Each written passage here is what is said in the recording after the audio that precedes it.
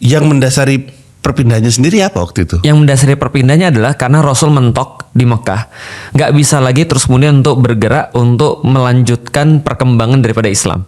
Nah, kita bisa lihat gini, karena di Mekah itu Rasulullah memulai dengan why, kenapa kita harus Islam? Maka yang diubah adalah pola pikir masyarakat, literasi masyarakat diubah, pola pikir masyarakat berubah, sehingga ketika mereka sudah siap sebagai individu, mereka melanjutkan dalam level komunitas. Ini aja udah gagal nih, karena begitu besarnya terus kemudian challenge yang dihadapi sampai ada yang harus pergi ke Habasyah, hijrah ke Habasyah untuk mempertahankan agamanya, ada yang harus terus kemudian disiksa dan segala macam. Nah, jadi dari segi komunitasnya nggak bisa. Padahal Islam ini kan sebuah sistem sebenarnya. Nah, sebagai sebuah sistem, Islam nih ketika sudah dipahami individu, dia menuntut untuk sesuatu diterapkan.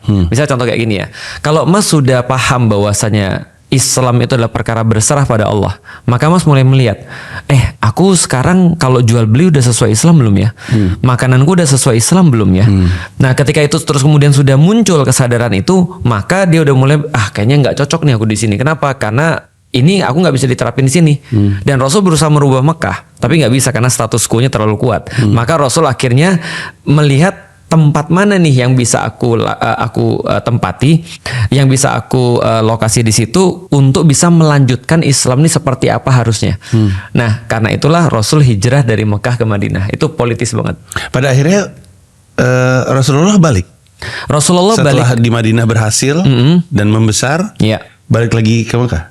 Balik lagi ke Mekah untuk pembebasan kota Mekah. Dari terus kemudian apapun yang awalnya menghalangi Islam untuk diterapkan di situ.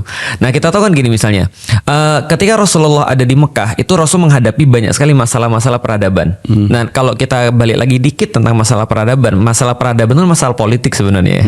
Bukan politik praktis kayak Indonesia. Tapi kalau kita lihat ekonomi itu juga masalah politik. Misalnya kayak problematika pergaulan itu masalah politik. Bagaimana melihat manusia itu masalah politik. Masalah karakter itu masalah politik juga. Nah, ketika beliau menggunakan Islam untuk mengubah ini, mereka nggak mau karena sudah terlalu keras itu Mekah. Nah, ketika Rasul hijrah ke Madinah, dia terus kemudian menerapkan Islam dalam bentuk yang paling ideal di situ.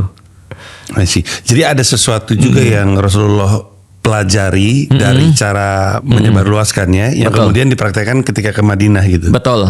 Ketika sudah tegak di Madinah, kekuatan itu terbangun dalam level yang paling ideal. Karena itulah beliau futuh Mekah.